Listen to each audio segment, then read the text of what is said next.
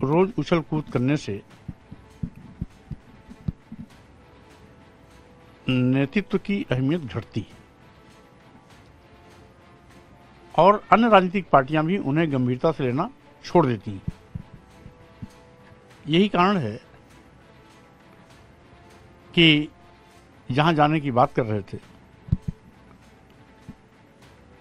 उसने पहले ही no entry का फरमान जारी कर दिया। उत्तर प्रदेश के विधानसभा चुनाव के बाद यूपी की राजनीति में काफी उथल पुथल मची। कई विषयों पर बात करने के लिए इस वक्त हमारे साथ जो मौजूद हैं वो उत्तर प्रदेश की राजनीति के कद्दावर नेता और समाजवादी पार्टी से जुड़े स्वामी प्रसाद मौर्य जी हैं। सर, बहुत बहुत स्वागत है आपका यूपी तक पे। स्वामी जी, यूपी की राजनीति में बहुत उथल पुथल मची है। विधानसभा के चुनाव हुए हैं, आप समाजवादी पार्टी से जुड़े, पर पार्टी के साथ जो कई नेता आए उन्होंने कई बयान दिए, जैसे कि ओम प्रकाश राजभर के आप बयान सुन रहे होंगे आजकल। उन्होंने कई बयान दिए अखिलेश यादव को लेकर। आप एक वरिष्ठ नेता हैं, आपने कई गठबंधन बनते भी देखे हैं, बिगड़ते भी देखे हैं। आपको क्या लगता है कि गठबंधन की सीमा होती है कुछ, और जो इस तरह की बयानबाजी है वो क्या राजनीति का स्तर गिरा रही है या ये सब ठीक है? पहली बात तो ये कि गठबंधन विभिन्न राजनीतिक पार्टियों से होता है। राजनीतिक पार्टियों के अपने कुछ एजेंडे होते हैं और जब एजेंडों के साथ स्वार्थ की टकराहट होती है तो स्वाभाविक रूप से गठबंधन में दरार पड़ना शुरू हो जाता है। पहले भी तमाम अनेक पार्टियों को मिला करके कभी जनता पार्टी का गठन हुआ था, बाद में जनता दल का गठबंधन हुआ था, फिर एनडीए और यूपी की गठबंधन हुए थे। लेकिन ये सभी गठबंधन परिस्थितियों बस बने थे और परिस्थितियों के सामान्य होते ही ये गठबंधन टूटे थे। भारतीय जनता पार्टी आज भी गठबंधन के माध्यम से ही सरकारें बना रही हैं। यहाँ तक कि कई प्रदेशों में जहाँ भाजपा की सरकार नहीं थी, उन्होंने दलों को तोड़ फोड़ करके अपनी विधानमंडल में संख्या बढ़ा करके सरकार बनाई है। तो ये कोई आवश्यक नहीं कि गठबंधन समान विचारधारा की हो। गठबंधन कभी कभी परिस्थिति जन्य होते हैं। जब जनता पार्टी बनी थी या जनता दल बना था तो भारतीय जनता पार्टी सहित सभी राजनीतिक पार्टियां उसमें कांग्रेस के खिलाफ एक हुई थी। उसमें जितनी भी क्षेत्रीय या राष्ट्रीय पार्टी रही हो, कभी लोक दल था, भारतीय जनता पार्टी थी, उसके पहले जनसंघ था, बीजेपी के पहले जनसंघ था, यहाँ तक कि अन्य क्षेत्रीय दल भी उस गठबंधन में शामिल हुए थे। लेकिन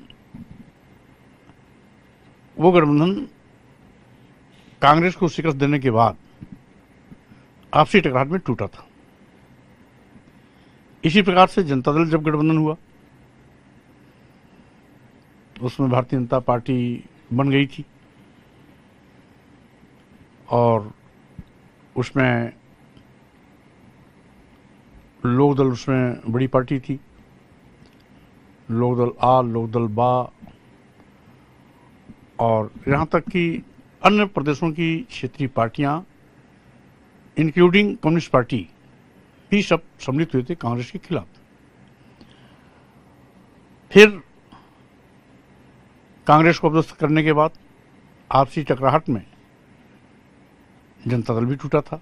सर, आपसी टकराहट और बयानबाजी, इनमें पहले आपने कहा आपसी टकराहट, क्या जिस तरह की बयानबाजी आज हो रही है, जैसे कि ओम प्रकाश राजभर ने जिस तरह की टिप्पणियां करी हैं, सभी नेताओं के ऊपर करी हैं, क्या पहले इस तरह से होता था? क्या आपको लगता है कि ये उचित है? देखिए, हम किसी व्यक्ति विशेष पर टिप्पणी नहीं करना चाहते, लेकिन जिस तरीके से आज बंदरों की तरह एक डाल से कूदकर दूसरे डाल पर आने और जाने का क्रम नेताओं के प्रवृत्ति में बनती जा रही है, वो दुर्भाग्यपूर्ण है। क्योंकि ये न वैचारिक टकराहट है, न स्वार्थ की टकराहट है। क्योंकि सुभाषपा को अपेक्षित सीटें ही दी गई थी, जो उन्होंने मांगा दिया गया। यहां तक कि भाजपा गठबंधन में 4 सीटें थीं, अच्छा जीते हैं। और भाजपा गठबंधन में भी उनको 4 विधायक जिता पाए थे, अच्छा जिताए हैं। तो यानी यहां उनकी उपलब्धि भी ज़्यादा रही, पूर्व की तुलना में सीटें भी ज़्यादा मिली। और साथ ही साथ जिन दलितों और पिछड़ों की बात सुभाषपा करती है, उन्हीं दलितों पिछड़ों की बात समाजवादी पार्टी भी करती है, धार्मिक अल्पसंख्यकों की बात करती है। तो तब भी राजभर ना खुश है, और तब भी गठबंधन तोड़ने की नौबत आई। इसका मतलब है या तो अति महत्वाकांक्षा है, या तो कहीं न कहीं उनका उल्लू सीधा होता नजर आ रहा है। तो इसका सही जवाब तो पार्टी के राष्ट्रीय अध्यक्ष ही दे सकते हैं।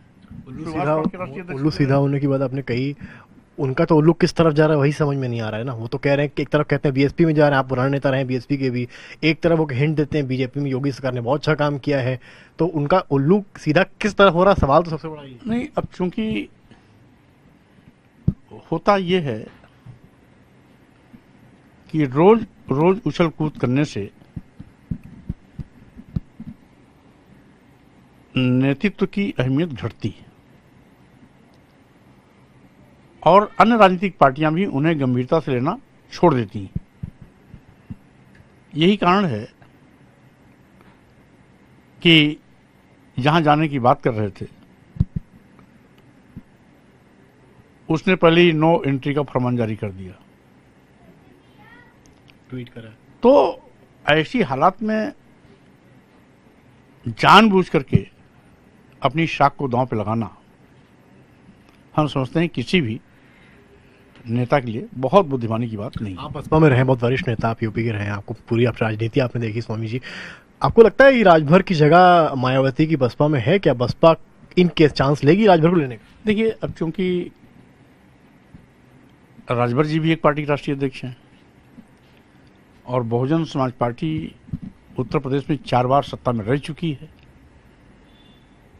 तो अब इन दोनों पार्टियों की आपस में जब बातचीत होगी तभी नजरिया स्पष्ट आएगा।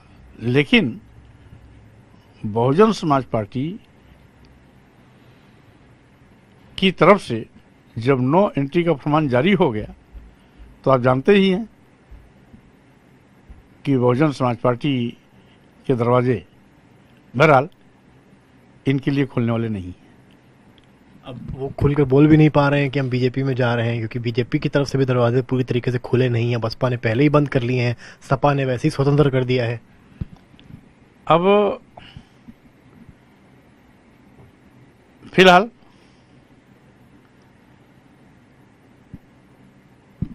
ये जाना चाहते हैं, लेकिन कोई लेना नहीं चाहता, तो इस पर तो उनको स्वयं गंभीरता से विचार करना चाहिए।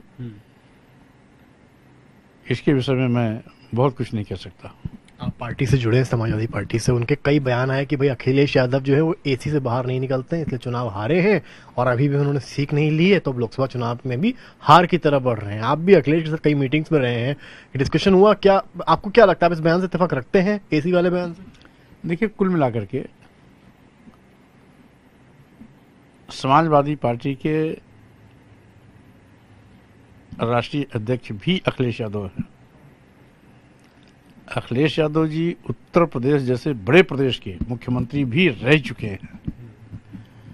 आज भी वो नेता विरोधी दल हैं, तो उनका एक अपना स्थान है। और साथ ही साथ वो सूझबूझ के नेता हैं, और यही कारण है कि इतनी ही कम उम्र में वो मुख्यमंत्री भी बन चुके हैं, राष्ट्रीय अध्यक्ष भी रह चुके हैं। तो यदि उन्हें किसी को सलाह देना भी है, पहली बात तो सलाह का कोई औचित्य नहीं उठता, और यदि कोई देना आवश्यक भी समझता है तो आमने सामने बैठ करके सलाह देने का एक तरीका होता है, और उस सलीके के साथ कोई बात सलाह के रूप में अगर कहनी है तो कहना चाहिए। लेकिन आपस में कोई बातचीत हुई नहीं, चैनल में बयान आ गए, तो चैनल में बयान देना, मीडिया में चमकना चाहते हैं, ये सलाह नहीं हुआ। ये तो बहुत ही सुर्खियों में बने रहने की ओछी राजनीति है, इसके सिवाय कुछ नहीं। अखिलेश का 2 दिन पहले इंटरव्यू किया है मैंने। अखिलेश यादव ने से मैंने जब सवाल किया ओम प्रकाश राजभर को लेकर कि उन्होंने जिस तरह की बातें वो कह रहे हैं, तो अखिलेश ने ये कहा है कि जो बातें 2 लोगों के बीच में होती है उसको सामने नहीं लाना चाहिए, ये गठबंधन के नियमों का उल्लंघन है। आप कैसे देखते हैं? नहीं, सामने भी नहीं हुआ, उन्होंने तो सुर्खियों में, उन्होंने तो चैनल में बयान दिया था। बिल्कुल। तो हम जब कभी भी किसी पार्टी के 2 राष्ट्रीय अध्यक्ष आपस में बैठे या 2 बड़े नेता बैठे या गठबंधन के अध्यक्ष बैठे या समान विचारधारा वाले अन्य कोई नेता बैठे, तो इस तरह की जो अंदरूनी बातें होती हैं उसे मीडिया में देना या बैठक के बाहर सार्वजनिक उजागर करना, हम समझते हैं ये राजनीतिक कुशलता नहीं है। समाजवादी पार्टी ने सारी कार्यकारिणी भंग कर दी है। अब सबको इस बात में रुचि है मौर्य जी की नया प्रदेश अध्यक्ष कौन बन सकता है। क्या पार्टी नरेश उत्तम के साथ ही जाना चाह रही है या आपसे कुछ बातचीत हुई है, कोई बड़ी जिम्मेदारी आपको मिल सकती है? देखिए, कुल मिलाकर के संगठनात्मक ढांचे के गठन की पूरी जिम्मेदारी और सर्वाधिकार राष्ट्रीय अध्यक्ष का होता है। इसलिए इसे उनके विवेक पर छोड़ देना चाहिए। किसी भी कयासबाजी लगाने के बजाय राष्ट्रीय अध्यक्ष के निर्णय का आने तक इंतजार करना चाहिए, क्योंकि जो भी राष्ट्रीय अध्यक्ष होगा, वर्तमान राष्ट्रीय अध्यक्ष कंटिन्यू होते हैं तो वो भी बड़े विनम्र स्वभाव के हैं, सर्वग्राही हैं, या राष्ट्रीय अध्यक्ष किसी और को जिम्मेदारी देते हैं तो राष्ट्रीय अध्यक्ष का कोई भी निर्णय होता है वो स्वागत योग्य होता है, वो विषय जीरा और बहस का नहीं। स्वामी जी, राजभर हो या केशव देव मौर्य हो, आपको लेकर भी सबने सवाल उठाई, आप पर ये हार का ठीकरा फोड़ दिया, कहा कि भाई अखिलेश यादव स्वामी मौर्य की बहुत सुनते हैं और इस वजह से हार मिली है। आपका जवाब? अब खिसियानी बिल्ली खम्मा नोचे, जब दोनों को बाहर का रास्ता दिखा दिया गया है तो कहीं न कहीं अपनी खिसियाहट, झल्लाहट का ठीकरा तो किसी न किसी को फोड़ेंगे ही। चलिए, वो बाहरी हो गए। शिवपाल सिंह यादव तो अपने थे। शिवपाल सिंह यादव ने भी बड़ी तल्ख टिप्पणी की कि अखिलेश ने मेरी इज्जत नहीं की, नेताजी की इज्जत नहीं की, प्रेसिडेंट के चुनाव हुए तब भी जानकारी हमसे बातचीत नहीं करी। आपने शिवपाल सिंह यादव की भी राजनीति को देखा है वो बेहद अच्छे से, आपको क्या लगता है शिवपाल सिंह यादव का रुख क्यों बदला है? देखिए, क्योंकि अब बात पारिवारिक नहीं रह गई है। इस प्रश्न पर हमें कुछ ही नहीं बोलना है, क्योंकि समाजवादी पार्टी में आने के पहले से ये प्रकरण चल रहा है और ये मात्र 2 बड़े नेताओं का ही नहीं है, चचा भतीजे का भी है, इसलिए इस पर निर्णय राष्ट्रीय अध्यक्ष की हैसियत से अखिलेश जी ने अपने कार्यालय से पत्र जारी करा दिया है और उस पत्र जारी होने के बाद कहने के लिए कुछ बचा नहीं। मेरे आखिरी दो सवाल आपसे। लुल्लू मॉल की बड़ी चर्चा आजकल हो रही है, वहाँ पर जो वीडियोस आए, आपको क्या लगता है पूरा क्या केस है, क्या लग रहा है आपको, क्या राजनीति हो रही है इस केस को लेकर? क्या इन्वेस्टर्स लखनऊ में यूपी में नहीं आएंगे इसकी वजह से? आपका इस पर क्या कहना है? देखिए, भारतीय जनता पार्टी नारा देती है सबका साथ सबका विकास, लेकिन व्यवहार में ठीक उलट करती है। जब सभी साथ हैं तो हिंदू मुसलमान के बीच में भेदभाव क्यों? एक चीज,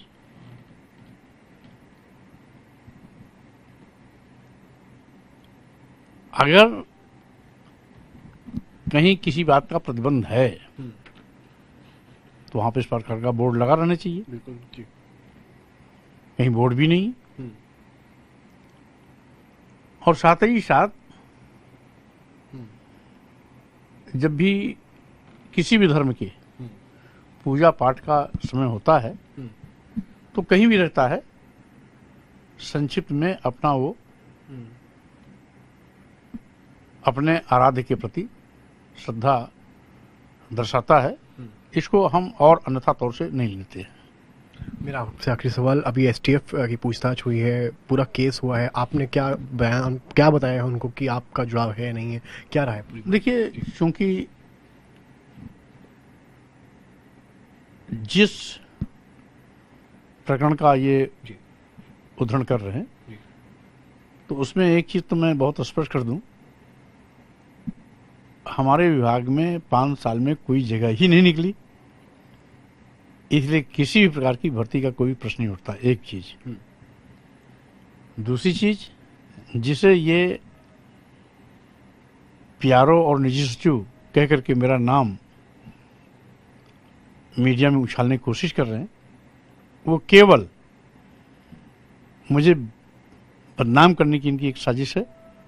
जबकि एक सरकारी संस्थान, वो भी जो मुख्यमंत्री के अधीन हो, उसको ये जानकारी नहीं है कि निजी सचिव सचिवालय प्रशासन का अधिकारी होता है, जिसकी तैनाती भिन्न भिन्न समय में भिन्न भिन्न कार्यालयों में सचिवालय प्रशासन करता है। दूसरी चीज, पीआरओ की तैनाती का पत्र सचिवालय प्रशासन से ही जारी होता है, और यहां तक कि पीआरओ को भी वेतन तथा अन्य भत्ता आदि का भुगतान भी सचिवालय प्रशासन ही करता है। इसलिए ये दोनों सरकारी अभिलेखों में दर्ज है। अगर निजी सचिव और पीआरओ की तैनाती के संबंध में उनको कोई अभिलेख या जानकारी लेना ही चाहिए तो सचिवालय प्रशासन से ले सकते थे। ऐसा न कह करके क्या मैं ये कह दूं कि वर्तमान मुख्यमंत्री जो पूर्व की सरकार में मुख्यमंत्री थे, इनके ओएसडी का भी नाम एक बार इस प्रकार के अनियमित भर्ती के संबंध में उछला था। क्या उसमें मुख्यमंत्री से कभी पूछताछ की गई? सचिवालय में आज भी सभी अखबारों में एक भर्ती घोटाले का आरोप आया है, तो क्या सचिवालय के किसी अधिकारी से कभी बात की गई? हर 2 महीने 3-4 महीने में सरकार किसी की भी रही हो, इस प्रकार के कुछ दलाल किस्म के लोग हमेशा पीड़ितों से पैसा लेकर के फर्जी नौकरी देने का षड्यंत्र करते रहते हैं। क्या कभी पूर्व में किसी अन्य मंत्री से इसकी पूछताछ हुई है? और यहां तक कि एक बार 15-15, 18-18 लोगों को बिना मुख्यमंत्री के संज्ञान के राज्य मंत्री का दर्जा दे दिया गया, राज्य संपत्ति की गाड़ी दे दी गई, और जिले में उनको स्कॉट मिलती थी। तो यद्यपि मेरे ही शिकायत पर उसमें सभी 15-18 लोग जो भी राज्य मंत्री का दर्जा पाके घूम रहे थे, वो जेल की सलाखों में गए, 10 साल जेल में रहे। लेकिन पत्र कहाँ से जारी हुआ, क्या इसकी कभी जांच हुई थी? तो एक चीज, दूसरी चीज, दूर दूर तक मेरा 25 साल तक की सक्रिय राजनीति, विधानसभा सदस्य, विधान परिषद सदस्य, 6 बार कैबिनेट मंत्री का शपथ, 3 बार नेता विरोधी दल का कार्यभार और विधान परिषद में 3 बार नेता सदन की जिम्मेदारी मैं संभाल चुका हूं। तो आज हमारे कद काठी, ऊंचाई और जनप्रियता से घबरा करके भारतीय जनता पार्टी सरकार कीचड़ उछालने की नापाक कोशिश कर रही है। बहुत बहुत शुक्रिया सर। तो ये थे हमारे साथ स्वामी प्रसाद मौर्य जी। हमारे सारे सवालों का बेबाकी से उन्होंने जवाब दिया और एक बड़ा मैसेज भी दिया है उन लोगों पर जो कहीं ना कहीं समाजवादी पार्टी पर आरोप लगा रहे हैं और कहीं ना कहीं अखिलेश को कटघरे में खड़े करने की कोशिश कर रहे हैं। कैमरामैन संदीप दुबे के साथ समझ श्रीवास्तव, लखनऊ, यूपी तक।